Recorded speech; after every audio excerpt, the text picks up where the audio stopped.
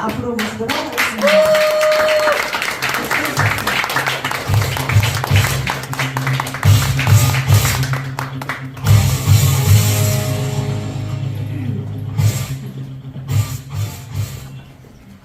네, 인사드리겠습니다. 소교입니다.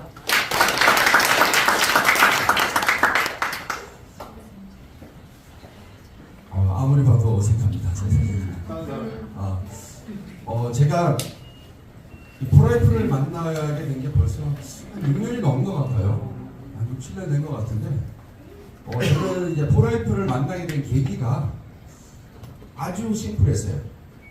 그냥 그때 당시 제가 옛날로 좀 거슬러 가보면 제가 대기업 생활을 하고 있는 찰나에 친구가 저한테 그러는 거예요. 고향 친구가 마트 사업하면 떼돈 번대. 그래서 그래? 정말이야? 그 가봤어요. 그 친구가 있는 매장을 갔더니 하루 그때 당시 매출이 한 6천, 일매출이 7천, 많이 나올 때는 주말에 1억까지 찍더라고요. 그걸 제가 봤어요.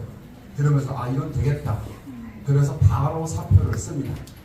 그리고 사표 수리를 안 해줘서 한 달간을 제가 쫄랐어요. 그래서 나오고 나서 바로 중간에 쉬는 과정 없이 이제 매장 자리를 알아보러 다니러 인천, 부천, 서울을 하루 한 그때 250km 이상을 아마 했던 것 같아요. 근데 조정호 사장님은 자리를 알아보고 저는 현장 가서 답사하고 그렇게 해서 보름 만에 매장을 차리고 시작을 하게 됩니다. 그때부터가 이제 고난의 길이었죠. 진짜 직장 생활이 그렇게 편하다는 것을 제가 그때야만 알았고요. 저는 군 제대하고 나서 정말 그때부터 저는 돈 20만 원 들고 서울 왔지만 저는 사업가가 되는 게 꿈이었어요. 그게 목표였었고 직장 생활을 처음부터 생각을 한 적이 없었어요.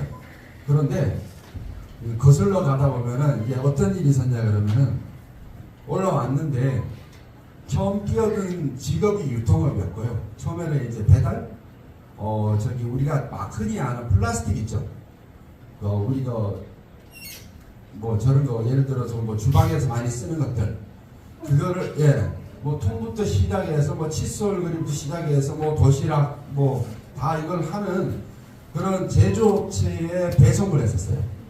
그러면서 거기서 이제 영업하시는 분들의 얘기를 듣다 보니까 나도 영업을 해야겠다. 그러면 돈도 벌고 나름대로 뭔가가 꿈을 꾸릴 수 있다는 생각을 해서 그렇게 시작을 하다 보니까 그때부터 그걸 하면서 관두고 나서 또 스케일링하는 그런 또 회사에 가서 또 거기서 또 영업을 하게 되고 또 그러다 보니까 나중에는 내가 또 팔아서 하면 되게 사서 팔면 잘 팔겠더라고요 느낌이. 그래서 파라솔 하나 사고 이렇게 테이블 하나 사서 아파트 입구로 다 다니면서 팔았습니다.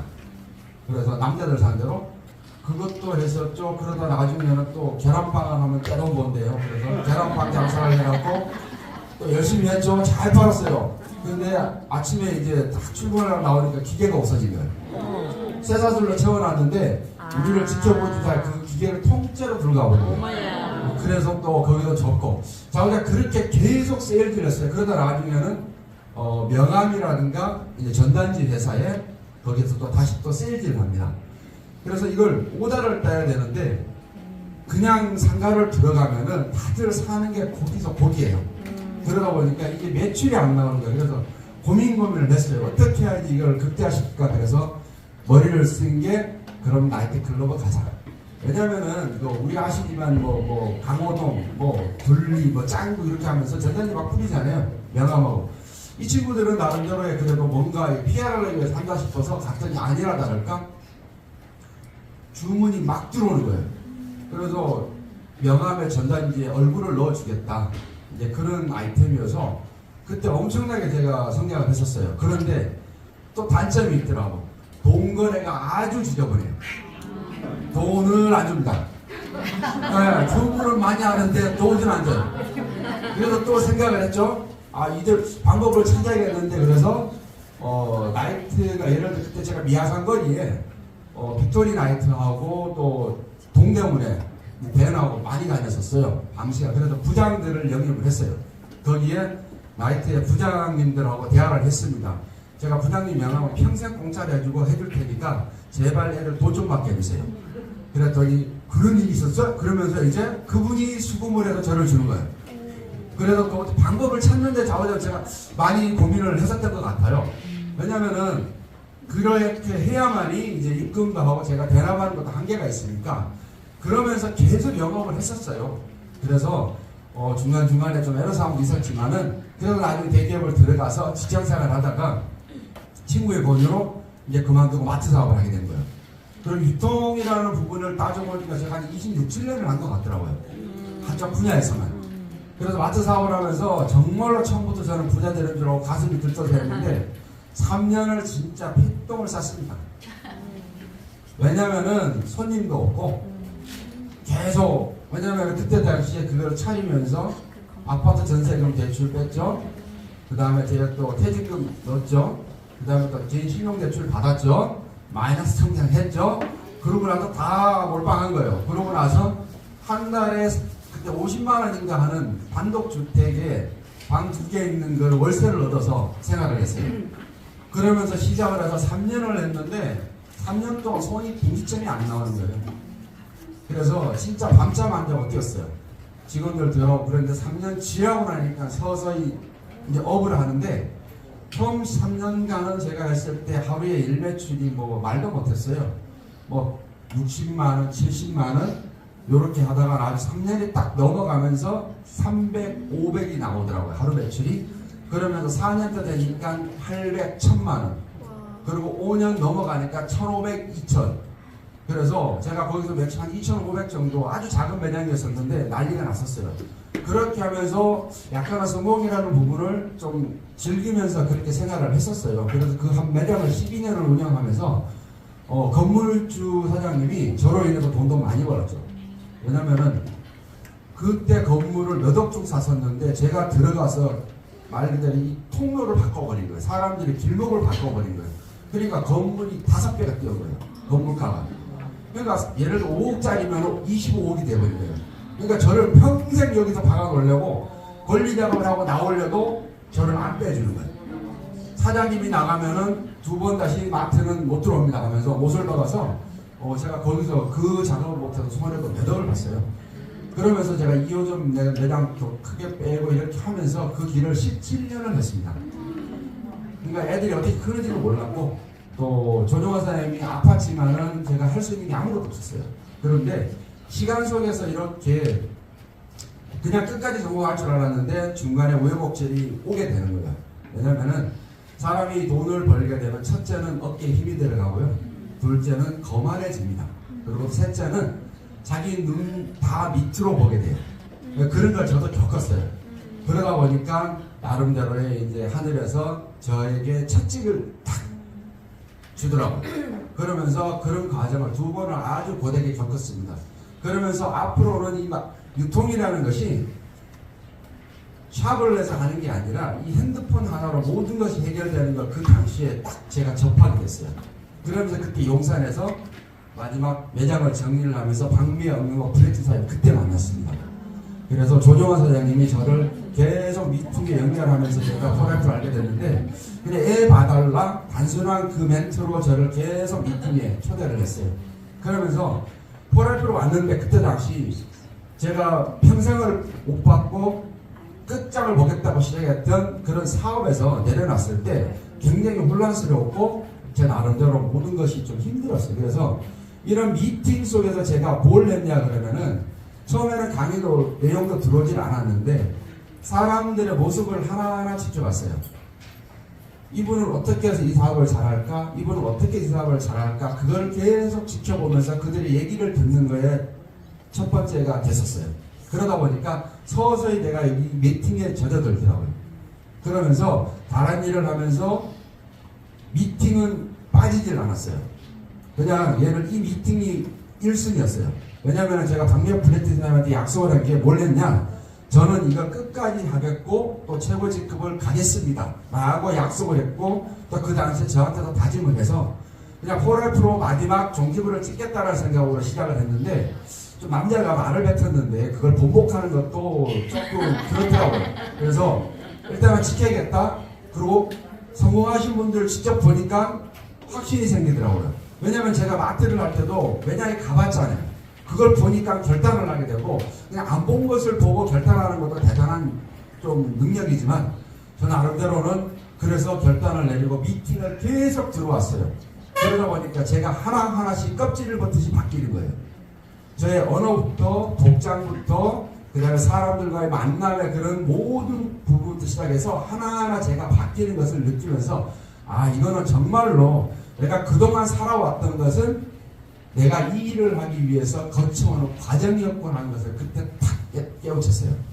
그러면서 폴라이프에서 시행착오도 많았지만 그때마다 계속 박명광고 플렉트 사장님께서 계속 뒤에서 멘토링을 해주셨고 상담을 했습니다.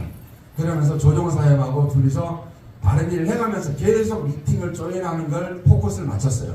그러면서 코로나 이후에 2020년도 하반기부터 저희가 사업을 해야겠다 결단 내리고 뛰었어요. 그때부터 콜드 컨택을 하면서 3명 이상 모이면은 다 외계인 쳐다보시지 하는 것을 저희 부부는 그냥 들어갔습니다. 모든 매장을. 왜? 사업을 하기 결단 내렸으니까 해야 돼. 액션을 취해야 돼서 그렇게 해서 콜드 컨택에서 봤던 사람이 한 분 영입이 됐어요.